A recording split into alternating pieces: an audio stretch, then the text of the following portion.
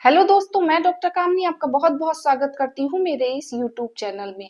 आज हम इस वीडियो में अस्थमा के बारे में जानेंगे। अस्थमा या एज़मा या जिसे आम बोलचाल की भाषा में दमा भी कहते हैं।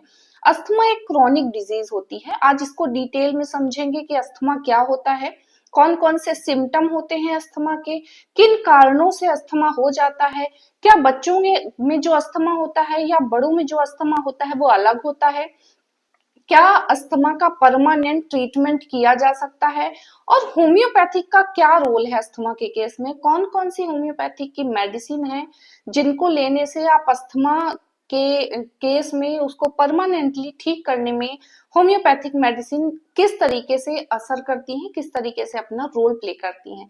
तो बने रहे मेरे साथ इस वीडियो में, इसे पूरा देखें, ये बहुत इंफॉर्मेटिव है आपके लिए। अगर पहली बार मेरे चैनल में आए तो इसे सब्सक्राइब कर लीजिए और बेल आइकन को जरूर दबा लीजिए ताकि मेरी आने वाली वीडियोस की नोटिफिकेशन आपको मिलती रहे। सबसे पहले जानते हैं अस्थमा होता क्या है। अस्थमा एक इम्यूनोलॉजिकल डिसऑर्डर होता है। इसमें हमारे सांस की जो नलियां होती हैं उसमें सूजन आ जाती है और सांस लेने में दिक्कत महसूस होने लगती है। इसके सिम्टम के बारे में अगर हम बात करें तो 4 इंपॉर्टेंट सिम्टम होते हैं। एक तो बहुत ज्यादा दिक्कत होती है, सांस लेने में आपको डिफिकल्टी महसूस होने लगती है। दूसरा, चेस्ट पेन बहुत ज्यादा होता है या चेस्ट में भारीपन बहुत ज्यादा महसूस होता है। सूखी खांसी बहुत ज्यादा आती है। वीजिंग की साउंड आने लगती है, साए साए की आवाज आने लगती है या सीटी जैसी आवाज हमको सुनाई देती है। तो ये 4 बहुत ही इंपॉर्टेंट सिम्टम होते हैं जो अस्थमा के होते हैं। अब इनके कारणों के बारे में अगर हम बात करें कि किन किन कारणों से हो जाता है अस्थमा, तो इसका एग्जैक्ट कारण तो अभी तक नहीं पता चल पाया है, लेकिन ज्यादातर देखा जाता है कि जेनेटिकली अगर जिनके मदर फादर में ये अस्थमा की प्रॉब्लम रही है या ग्रैंड पेरेंट्स में रही है तो उनके बच्चों में होने के चांसेस बहुत ज्यादा बढ़ जाते हैं। दूसरा, ये एलर्जिक होता है। एक चीज की वजह से आपकी बॉडी बहुत ज्यादा ओवर रिएक्ट करने लगती है जिसकी वजह से अस्थमा धीरे धीरे अस्थमा के जैसे सिम्टम जो है वो आने शुरू हो जाते हैं और अस्थमा हो जाता है। हमारी टोटल इंडिया की जो पॉपुलेशन है उसमें से 3% लोगों को अस्थमा देखा जाता है, जिसमें बच्चे ज्यादा इफेक्ट होते हैं। 15 से 20% इसमें बच्चे होते हैं जिनको अस्थमा की प्रॉब्लम होती है। एडल्ट में सिर्फ 2 से 3% या 4% ही होते हैं जो अस्थमेटिक होते हैं। मेनली 2 टाइप का अस्थमा पाया जाता है। एक टाइप 1 जो नॉन एलर्जिक होता है, एक टाइप 2 होता है जो एलर्जिक होता है। जो नॉन एलर्जिक होता है जिसे हम TH1 टाइप कहते हैं, ये सिर्फ 20% लोगों में देखा जाता है। ये नॉन एटॉपिक होता है, नॉन एलर्जिक होता है। इसमें नेजल सिम्टम बिल्कुल भी पाए नहीं जाते हैं, हाँ, लेकिन पॉलिप जरूर पाया जाता है। जो नेजल पॉलिप होता है वो इसमें पाया जाता है। इसके अलावा इसमें आप जब भी टेस्ट करवाएंगे तो इसका SPT भी नॉर्मल रहता है, इसका जो IgE लेवल है वो भी नॉर्मल रहता है। तो ये होता है। और जो टाइप 2 का अस्थमा होता है जिसे TH2 कहते हैं या एलर्जिक अस्थमा जिसे कहते हैं, ये ज्यादातर 80% जो अस्थमा होता है इसी का पाया जाता है। ये एटॉपिक होता है, ये एलर्जिक होता है, इसमें नेजल सिम्टम बहुत ज्यादा पाए जाते हैं और जो इसका IgE लेवल है वो भी जब आप टेस्ट कराएंगे तो बढ़ा हुआ मिलेगा। SPT लेवल भी बढ़ा हुआ मिलेगा और एक और टेस्ट होता है एलिजा, उसका भी रेशियो बढ़ा हुआ मिलता है। तो ये डिफरेंस होता है, ज्यादातर एलर्जिक अस्थमा ही पाया जाता है। आपको अस्थमा है या आप ज्यादातर, क्योंकि ये बच्चों में पाया जाता है, तो अस्थमा है या अस्थमा जैसे सिर्फ सिम्टम है, ये सबसे पहले बहुत इंपॉर्टेंट होता है कि आपको अस्थमा डायग्नोस हुआ है या नहीं हुआ है। कई बार होता है बच्चों को बहुत जल्दी जल्दी सर्दी खांसी होने लगती है, उनके वायरल इन्फेक्शन हो जाता है, उनकी खांसी लंबे समय तक बनी रहती है या बार बार उनको होती है, उनको ऐसे सिम्टम आ जाते हैं तो उनको कई बार जब वो बार बार दिखाने जा रहे हैं तो डॉक्टर ये बोल देता है कि आपके बच्चे को अस्थमा हो सकता है। तो हो सकता है और है में बहुत डिफरेंस होता है। जब तक आपके बच्चे को, या एडल्ट है या बच्चा है कोई भी, जब तक अस्थमा डायग्नोज नहीं होता है तब तक बिल्कुल भी घबराने की जरूरत नहीं है।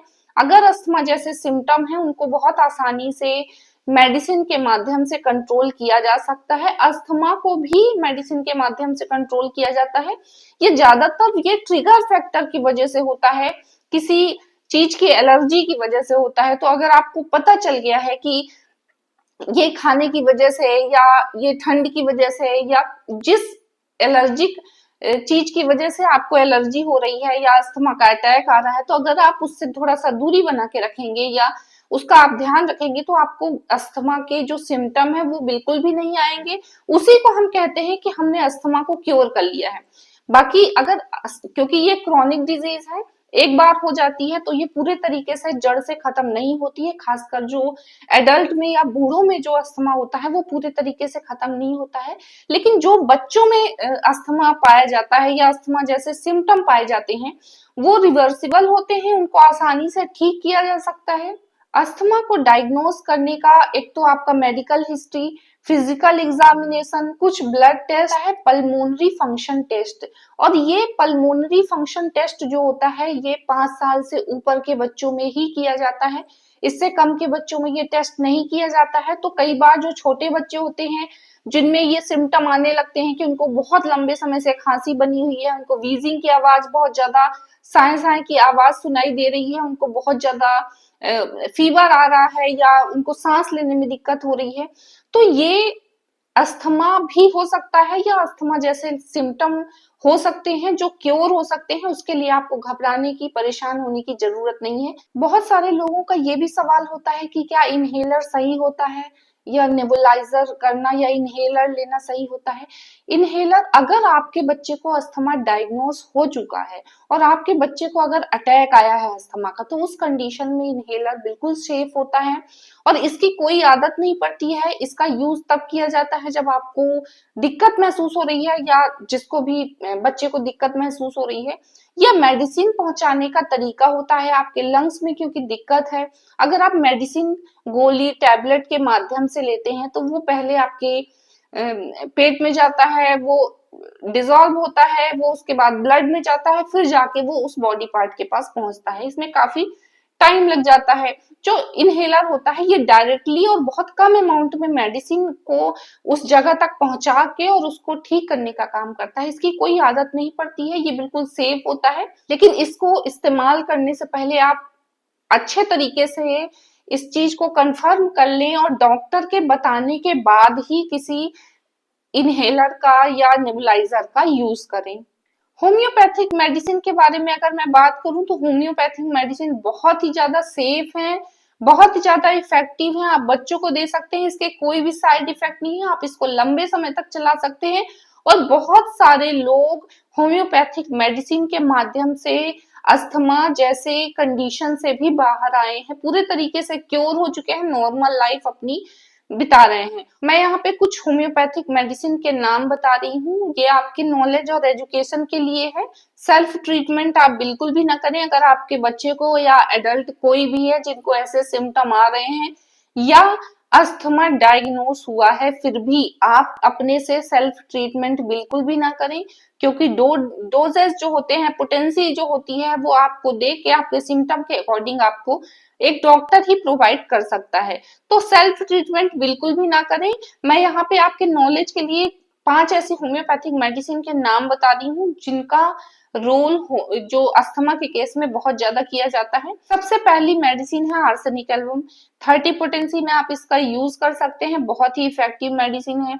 दूसरी ब्रानिया एल्बा, ये भी आप इसको भी आप 30 पोटेंसी में यूज कर सकते हैं। ये कफ, ये कंजेशन को कम करने में बहुत हेल्प करती है। तीसरी मेडिसिन है ब्लेटा ओरिएंटेलिस। इसका आपने बहुत ज्यादा नाम सुना होगा, ये अस्थमा के केस में बहुत ही ज्यादा इफेक्टिव मेडिसिन है। ये आपको अगर सांस लेने में दिक्कत हो रही है बहुत ज्यादा तो ये तुरंत रिलीफ देने का काम करती है। इसके अलावा सेनेंगा मेडिसिन है, ये भी बहुत ही इफेक्टिव मेडिसिन है। यारवा सेंटा, ये भी एक बहुत ही इफेक्टिव मेडिसिन है। तो ये 5 मैंने इंपॉर्टेंट मेडिसिन बताई हैं। इनकी जो डिटेल की सिम्टम होते हैं कि कौन कौन से सिम्टम अगर हैं, कौन कौन से सिम्टम अगर बॉडी में आए हुए हैं तो कौन सी मेडिसिन लें, या एक साथ एक मेडिसिन लें या एक साथ 2 मेडिसिन आप यूज कर लें, इसके बारे में मैं एक डिटेल वीडियो बनाऊंगी जिससे मैं इस मेडिसिन के की सिम्टम के बारे में बताऊंगी कि कौन कौन से सिम्टम में आप इस मेडिसिन का यूज कर सकते हैं। आज की वीडियो में बस इतना ही, मिलती हूँ अगले वीडियो में, तब तक के लिए बस।